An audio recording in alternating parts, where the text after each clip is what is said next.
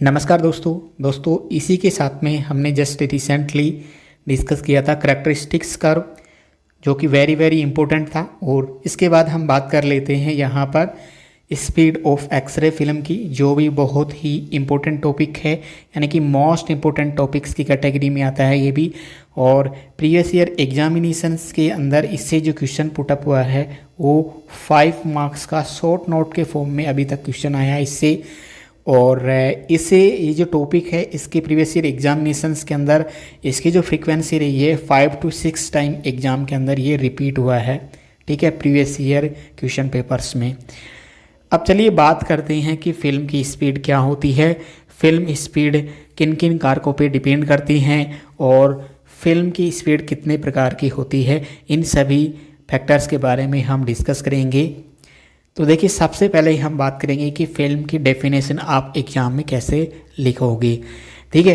तो फिल्म की स्पीड क्या होती है, फिल्म और स्क्रीन के साथ में कॉम्बिनेशन में फिल्म जितनी अच्छी सेंसिटिव होती है, यहाँ पर सेंसिटिविटी दिखा देना आप, यहाँ पर इसको हटा देना यहाँ से, ठीक है, सेंसिटिविटी, उसी को अपन क्या कहते हैं, फिल्म की स्पीड कहते हैं। फिल्म स्क्रीन कॉम्बिनेशन की सेंसिटिविटी को ही हम यहाँ पर उसकी फिल्म की स्पीड कहते हैं। यह साधारण शब्दों में हम कहें तो फिल्म की सेंसिटिविटी या संवेदनशीलता को ही हम उसकी स्पीड कहते हैं।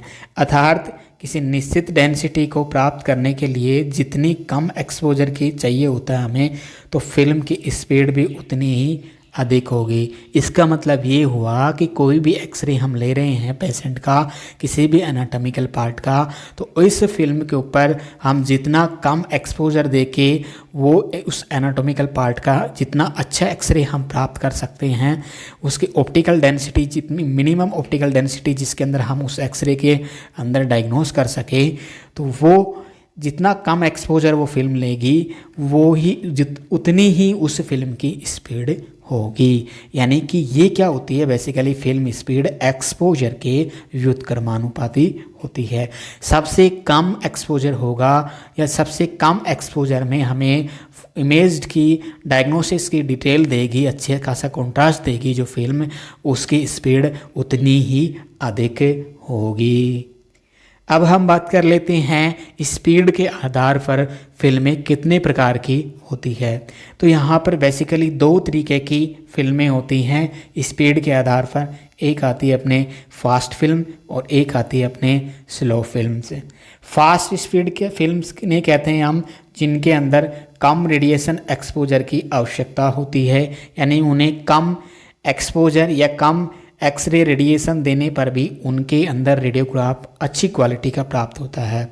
इसी तरह हम स्लो स्पीड फिल्म की बात करें तो यहाँ पर कम रेडिएशन एक्सपोजर की आवश्यकता, यहाँ पर ज़्यादा लिखना है आपको, ठीक है, यहाँ पर थोड़ा सा हल्का सा चेंज कर लेना, यहाँ पर ज़्यादा रेडिएशन एक्सपोजर की आवश्यकता होती है। मतलब इससे फास्ट फिल्म का स्लो फिल्म अपोजिट होगी। डन।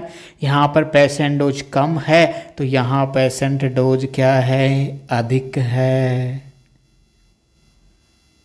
पेशेंट डोज यहाँ पर क्या है, अधिक है। स्पीड यहाँ अधिक है तो स्पीड यहाँ पर क्या होगी, कम होगी। डन। स्पीड यहाँ पर क्या होगी, कम होगी। ज़्यादा, अधिक एंड कम। ज़्यादा तो रेडिएशन देनी पड़ेगी स्लो स्पीड फिल्म को, और ज़्यादा पेशेंट डोज मिलेगी पेशेंट को, और इनकी स्पीड भी कम देखने को मिलेगी। समझ गई, इनका कॉन्ट्रास्ट भी हमें कम देखने को मिलता है। डन। तो 2 प्रकार की फिल्में होती हैं, फास्ट एंड स्लो। फास्ट है तो रेडिएशन कम है, स्लो है तो रेडिएशन ज़्यादा है। ज़्यादा है रेडिएशन तो पेशेंट को डोज ज़्यादा है, और कम है रेडिएशन तो पेशेंट को डोज कम है। इस तरह की फिल्में हम कैटेगराइज कर सकते हैं एग्जाम के अंदर, दोनों को अलग अलग बना करके लिख सकते हैं। फास्ट, एक तरफ फास्ट बनाना है, एक तरफ स्लो फिल्म बनाना है।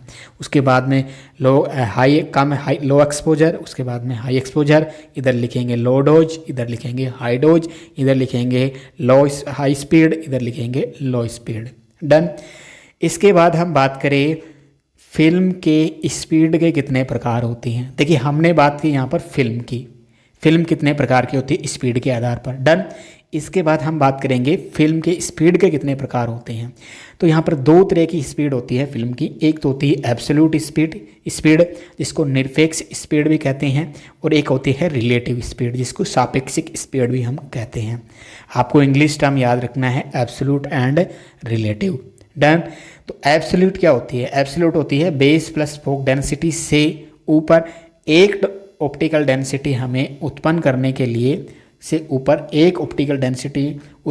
के लिए जितना आवश्यक हमें एक्सपोजर होता है उसके व्युत्क्रमानुपात को या उसके उल्टे को हम क्या कहते हैं?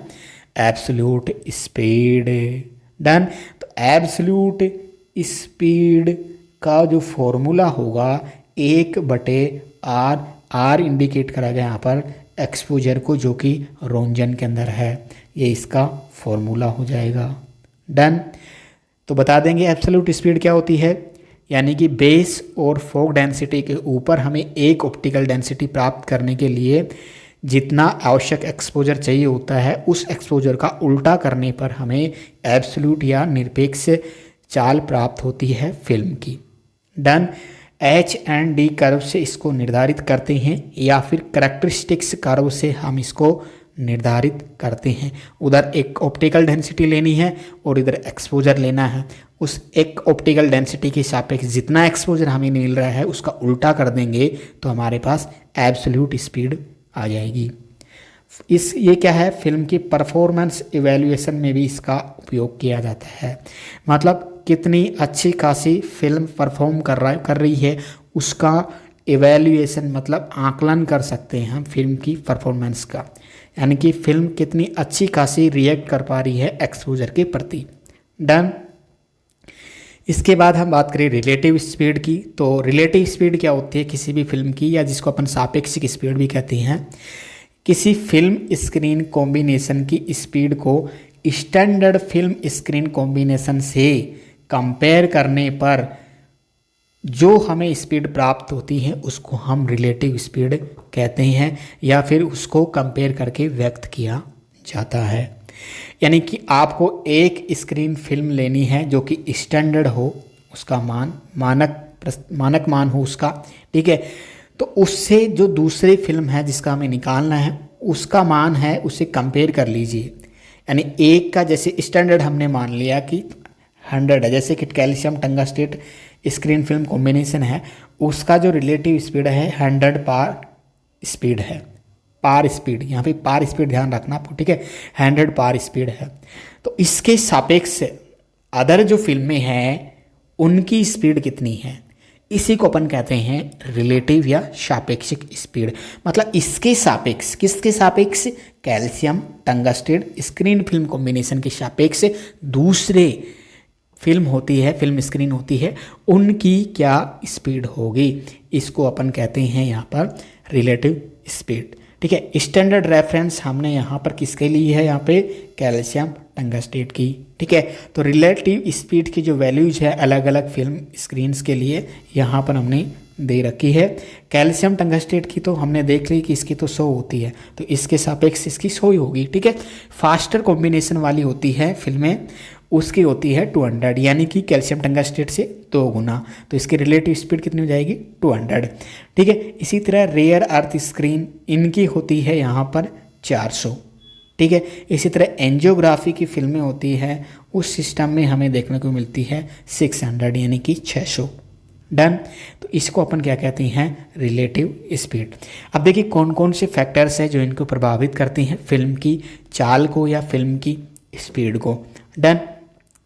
यानी कि फिल्म की स्पीड को यहाँ पर देखिए 4 जो बेसिक फैक्टर हैं जो कि इसको प्रभावित करते हैं। पहला तो है इसका क्रिस्टल का साइज, यानी कि जो फिल्म का जो इमल्सन लेयर बना है, जो कि बेसिकली आप सब लोग जानते हैं सिल्वर आयोडाइड या ब्रोमाइड, सिल्वर ब्रोमाइड से बनाए जाते दोनों के मिक्सर से, जिसमें सिल्वर ब्रोमाइड होता है 95% 95 से 98% के आसपास होता है, और सिल्वर आयोडाइड लगभग 2% से 5% के बीच में होता है। डन।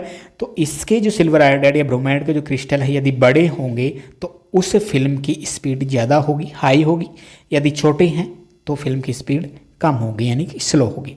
इसी तरह हम बात करें इमल्सन की थिकनेस की, कि इमल्सन की यानी कि जो हमने जो इमल्सन लेयर ली है, हमने उसके क्रिस्टल की तो बात कर ली, इमल्सन लेयर के अंदर जो क्रिस्टल प्रेजेंट है।